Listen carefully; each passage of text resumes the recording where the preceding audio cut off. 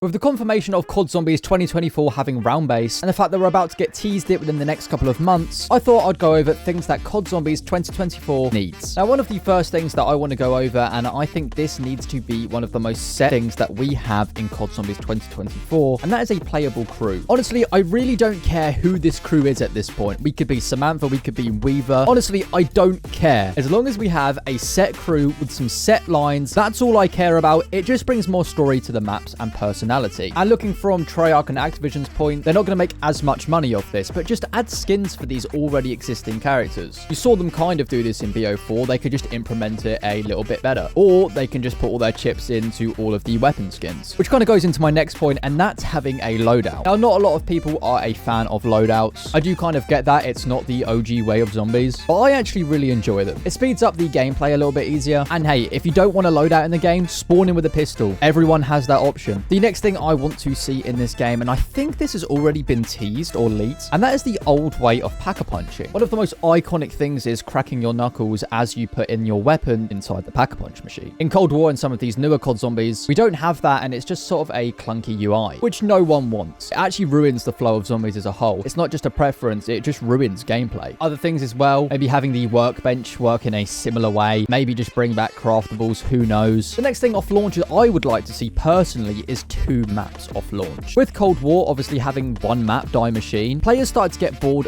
very, very quickly. I'm not asking for much. Give us 1 big map and then 1 tiny little map. It hasn't got to be a standalone thing either. You can remaster an MP map like they did with Nuketown, or they can give us a remaster like they did with The Giant. Honestly, I don't mind as long as it's something just to break up the gameplay from the main map. Now, this next one is a big thing, and I'm pretty sure they're going to have it, and that is weapon camos. But not only that, I want more mastery camos. Maybe each season they bring out a new mastery camo, kind of like what they did with the Obsidian camo on Modern Warfare 2019. Honestly, I never thought I'd say it, but grinding for camos on zombies is for some reason really fun. If you're going around killing zombies anyway, there might as well be little rewards for it along the way. I'm surprised they didn't do this in Cold War, but I'd really like to see some sort of hidden Easter egg after you've completed all of them, a super Easter egg if you will. Something that maybe gives you a PackAPunch weapon off spawn, or a free 5,000 points off spawn. Just something after you've completed all these Easter eggs, just gives you a little bonus reward, like they did with Black Ops 3 with the RK5. It wasn't too game breaking to the point it would make your game overpowered, but it's just something in the game that kind of just be like, hey, look, I've completed all the Easter eggs. Now, unfortunately, I don't think this is going to happen, because I think with a few leaks and stuff as well, it's already confirmed, but I don't want to see weapon rarities. I feel like if you're PackAPunching your weapon anyway, there's no point to upgrade its rarity to give it more damage, as it's kind of just breaking up PackAPunch, and it's just making it have an extra step that it doesn't need. But I think with certain leaks and whatever, it looks like instead of doing that in the armory, we're going to have a separate workbench for it, which I'm not happy about, to be honest. Next thing that I want is probably something that I shouldn't even be saying, and that's something that fans want, and that's just exciting maps. Don't get me wrong, Cold War was a decent game. I put many hours into it, and I did actually enjoy it, but all of the maps felt the exact same, being in rundown facilities, where if you take Black Ops 2 or Black Ops 3 or even Black Ops 4, every single map has a different feel to it, taking you to a unique different location. Now, I'm not looking for anything crazy. Put us in a city in one map, put us in a jungle the other. Honestly, I'm not too fast as long as each map feels different. As well with that, I want them to have their own unique little gimmicks as well that sticks just to that one map. Now, this last thing I want to go over is probably one of the biggest things, and I'm pretty sure this is confirmed as well. But this next thing I want is gobblegums. Look, I get that people didn't like gobblegums, and if you didn't like gobblegums, you definitely didn't like the elixirs. But I can stand by elixirs, they are awful. But gobblegums was so great. Yeah, I get they were overpowered and people didn't like them, but it's one of those things, if you don't like them, don't use them. I've had so many games where I haven't used gobblegums before, and it plays the exact same. It's just one of those things that just make the game so much more replayable. This video is a lot more fast-paced than something I'd go for, and a little bit more laid back. I'm going to try and do more videos where it's just me chatting. So if you enjoyed this video, please feel free to subscribe. I'll see you later. Goodbye.